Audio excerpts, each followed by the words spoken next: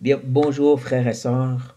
Nous continuons à méditer sur les pensées de Coëlette, ce prédicateur, cet enseignant, cet assembleur de vérité, qui a regardé à ce Hevel qui se trouve sous le soleil.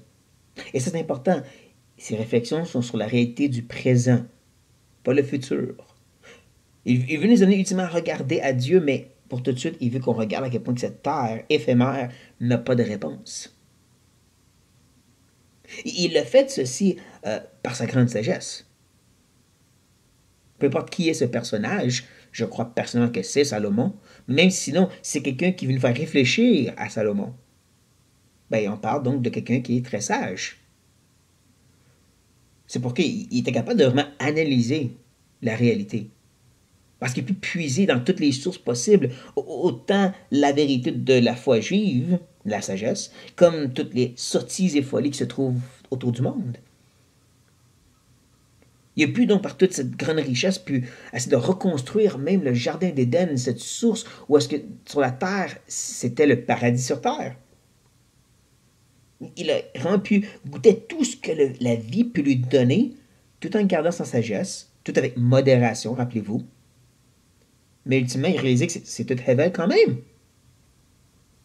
Parce que la falaise sur laquelle il se tenait, cette falaise par laquelle il pouvait observer sa bibliothèque et son jardin d'Éden, ça s'est écroulé à cause de cette ultime chose courbée, la mort. La mort, cette réalité que tous vont vivre, l'a amené au plus profond du désespoir, à cette profondeur de la caverne de la réalité.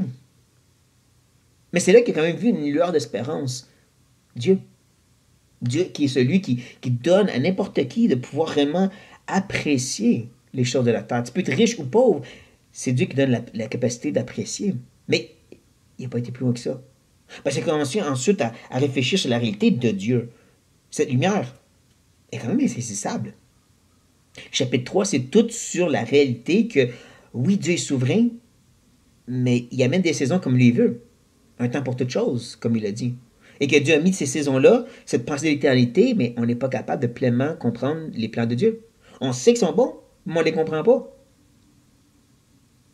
Parce que toutes ces saisons sont toujours en train de changer, et on n'est pas capable de les limiter, de les expliquer. Juste un exemple. Je veux dire, il y a certaines places qu'on a vraiment 4 saisons, d'autres qui vivent plus ou moins 2 saisons, puis des places comme en Alaska où qui ont vraiment juste l'hiver à l'année longue. En Alaska, ils ont 6 mois de noirceur, vraiment juste de noirceur, il n'y a pas de soleil du tout. Et un autre 6 mois où il y a juste du soleil même pendant la nuit. Leurs jours sont vraiment différents de la nôtre. Comment ça? C'est l'incompréhensibilité. C'est la façon que Dieu a établi les choses. Et ça nous laisse perplexes. Et donc, c'est pour ça qu'ensuite, quoi, elle continue à réfléchir sur cette réalité sous le soleil, dans cette caverne de désespoir, la vie sur la terre. Puis il a vu que de l'injustice. Mais il a aussi compris que cette injustice et ce mal et toute cette négativité qui se passe sur la terre, ça vient de Dieu.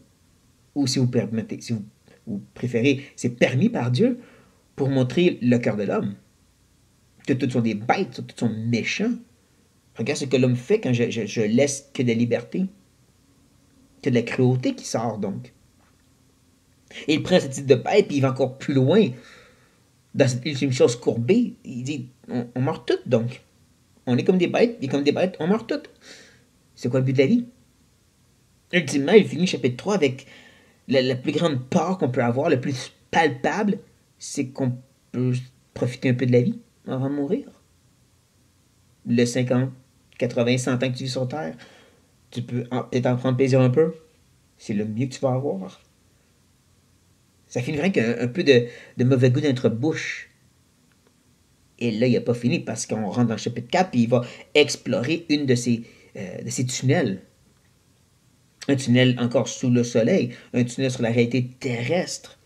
Le chapitre 4, on va regarder les versets 1 à 6 seulement. On va juste aller explorer un peu ce tunnel. On va voir justement d'autres choses courbées, d'autres choses qui rendent la vie Hevel, celle de l'oppression et celle de la jalousie. Il va utiliser un peu comme des aiguillons à bœuf pour nous piquer, nous faire avancer plus profondément dans le tunnel pour qu'on voit que c'est de plus en plus ténébreux. Mais cette fois, il n'y a pas vraiment une lumière à la fin du tunnel, mais il y a quand même une petite fissure, une lueur d'espérance qui va rentrer, qui est encore centrée sur Dieu. Mais c'est subtil, c'est caché. C'est pas vraiment une sortie du tunnel. Vous allez bien comprendre au fur et à mesure qu'on avance. Mais comprenez que notre section 1 à 6 peut séparer en deux. 1 à 3, c'est justement ce révèle de l'oppression. Et ensuite, 4 à 6, c'est celle de la jalousie.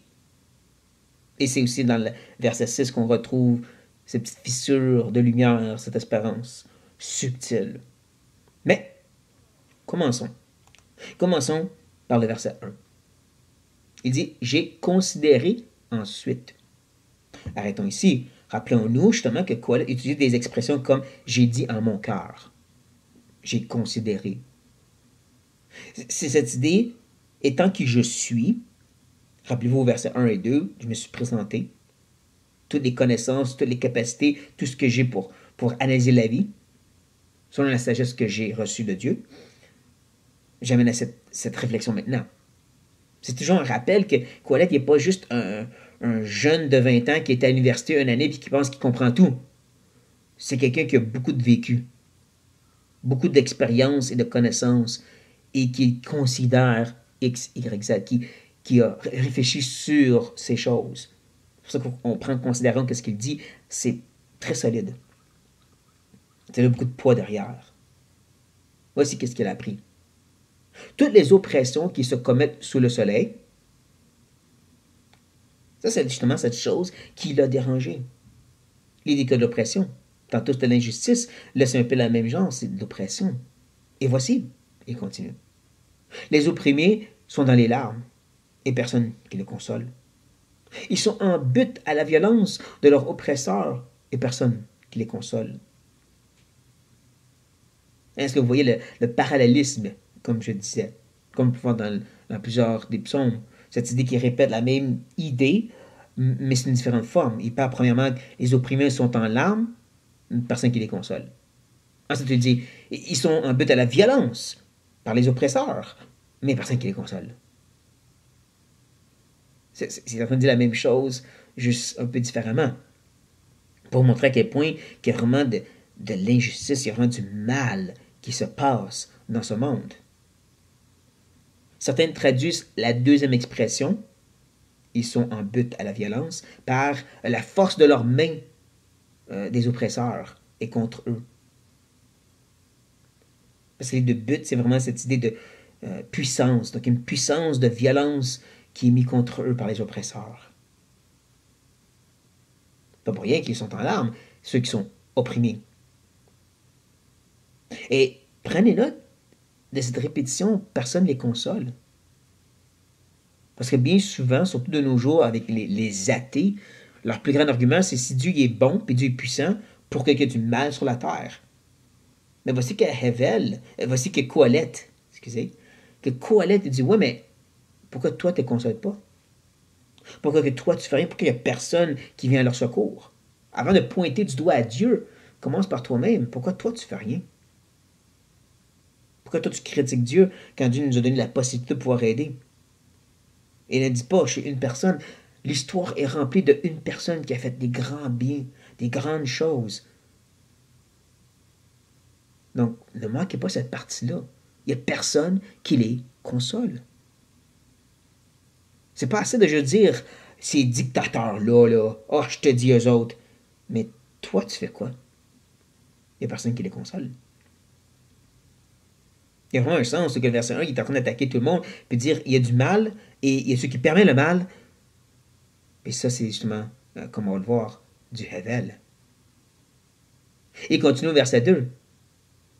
Et j'ai trouvé les morts qui sont déjà morts plus heureux que les vivants qui sont encore vivants. Pourquoi? Parce qu'ils ne sont plus maintenant, ils n'ont plus à vivre ces oppressions. Ou à devoir voir les gens souffrant. Ils sont plus heureux dans ce sens-là, ils n'ont plus besoin d'être sous le soleil et de vivre ceci. C'est pour ça qu'au verset 3, encore plus provocateur, il peut dire « Et plus heureux que les uns et les autres, celui qui n'a point encore existé et qui n'a pas vu les mauvaises actions qui se commettent sous le soleil. Ce bébé qui n'est pas encore né n'a même pas besoin d'entendre parler de ces choses, de vivre ces choses.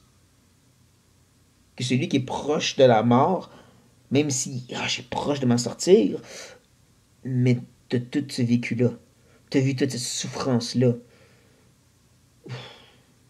Mais celui qui n'a même pas vu ceci, expérimenté ceci encore, il y a un sens qui est encore plus heureux. Parce qu'encore une fois, Kohelet se concentre sur la réalité de cette terre et comment c'est juste horrible sous le soleil. C'est une source de frustration.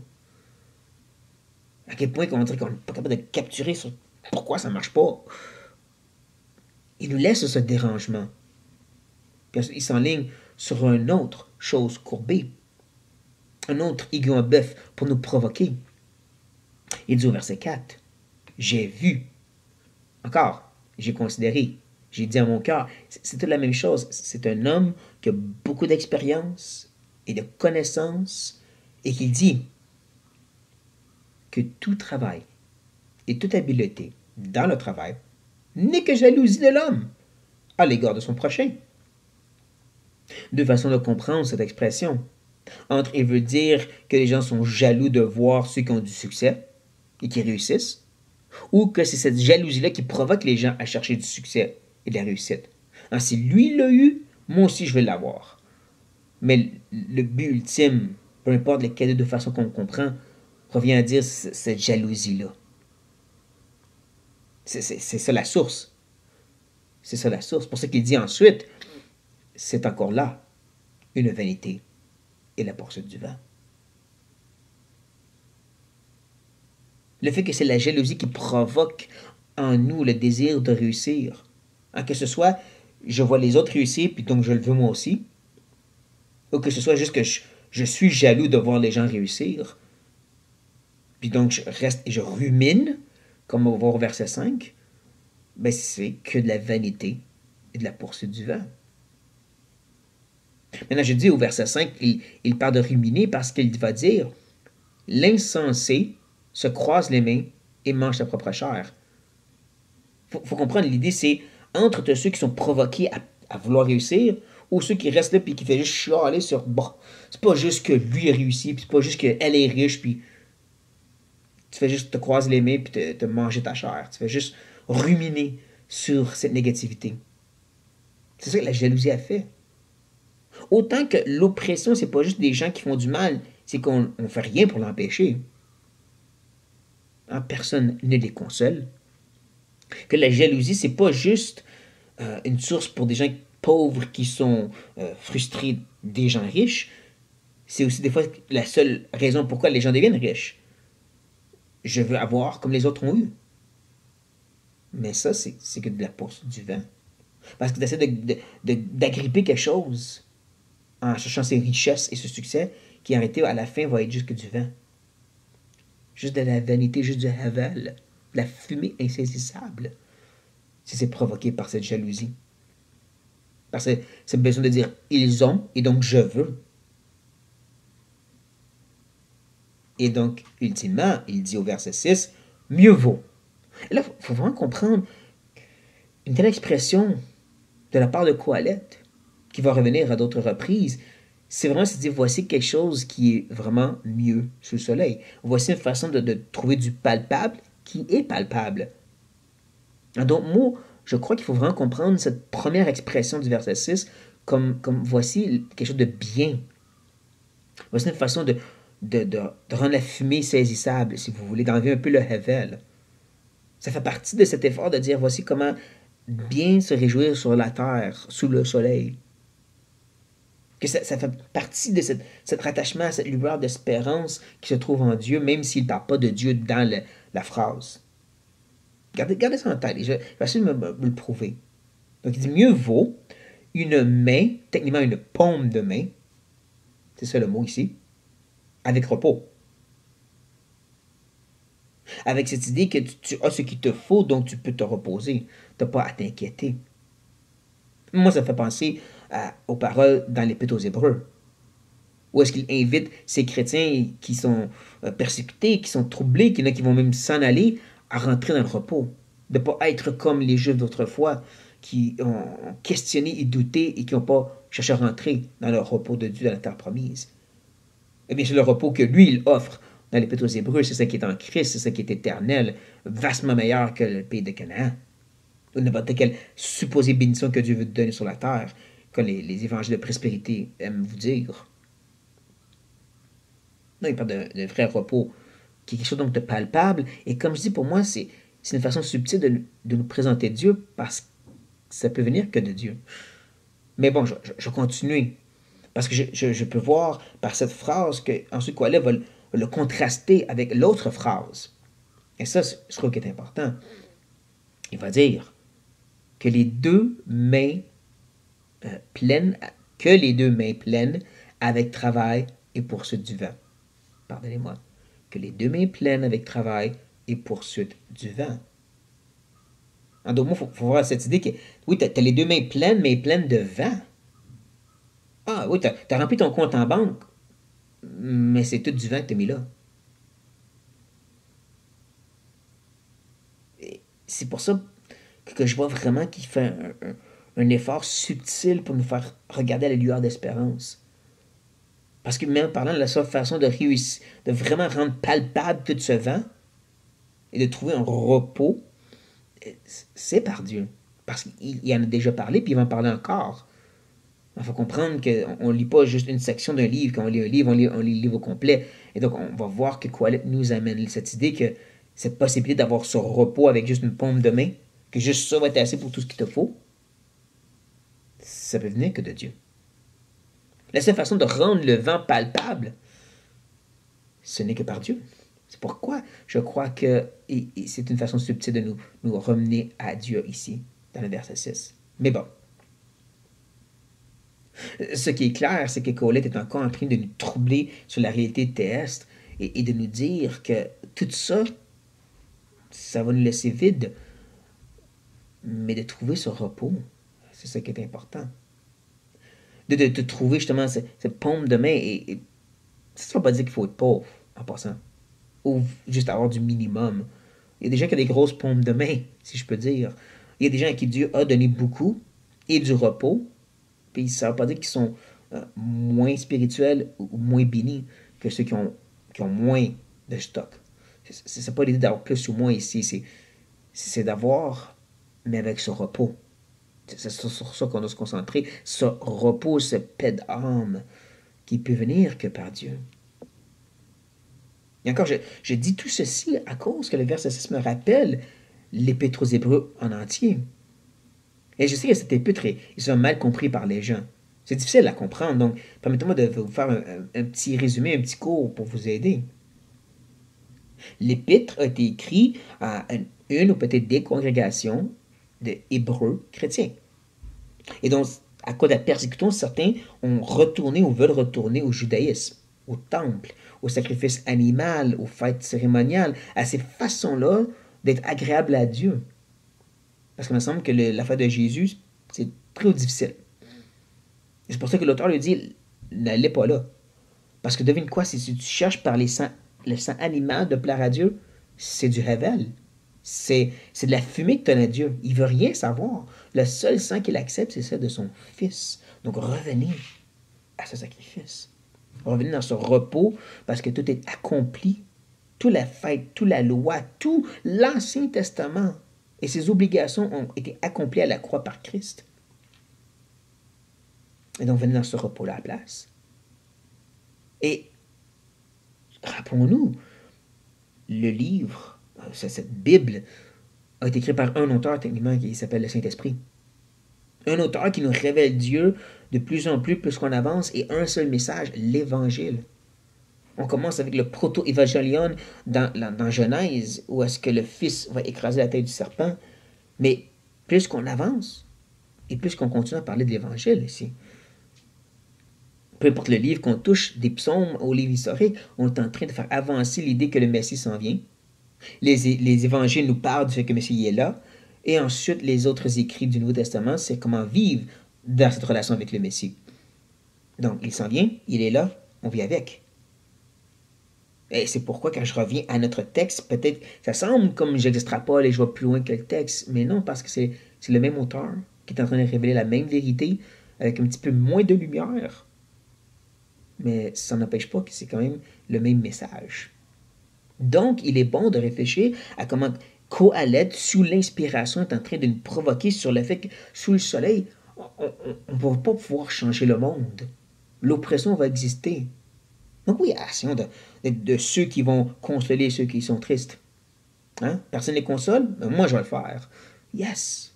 Et non, soyons pas provoqués par la jalousie pour essayer d'aller chercher, mais ça ne veut pas dire qu'on ne devra pas essayer de travailler, de réussir, de ne pas être provoqué par la jalousie. On doit accepter d'avoir la paume de main remplie avec ce repos éternel qui est en Christ. Parce que sinon, on fait juste en train de saisir le vent. Pensez à toutes ces religions avec leurs sept piliers, leurs sept sacrements, et ainsi de suite, ainsi de suite, ainsi de suite. Tous des efforts fatigants qu'à la fin de la journée, tu as juste du vent. Parce que tu n'as pas réussi à plaire à Dieu. Tout est accompli, tu étais taille par Christ. C'est là le repos avec ta paume de main. La paume de main, qu'on pourrait dire, qui est cette relation avec le Seigneur dans la lecture de la parole et la prière, dans cette communauté de chrétiens entre nous, où qu'on pratique les bonnes œuvres et qu'on prêche l'Évangile. C'est réalité juste une paume de main quand tu y penses, parce que ce n'est pas pour plaire à Dieu, pour le rendre agréable à nous. Tout ça est par grâce. On le fait parce qu'il nous aime, parce qu'il nous fait grâce, parce qu'on l'aime en retour. C'est vraiment une paume de main dans ce sens-là. Je ne fais pas pour avoir, je le fais parce qu'il donne. Donc toutes ces choses sont bonnes à se rappeler par ces écrits de Qoheleth. Bien sûr, cette provocation et toutes les choses autour de nous provocantes nous amener à chercher cette paume de main remplie avec le repos qui est en Christ. Sur ce, frères et sœurs, soyez bénis, je vous aime.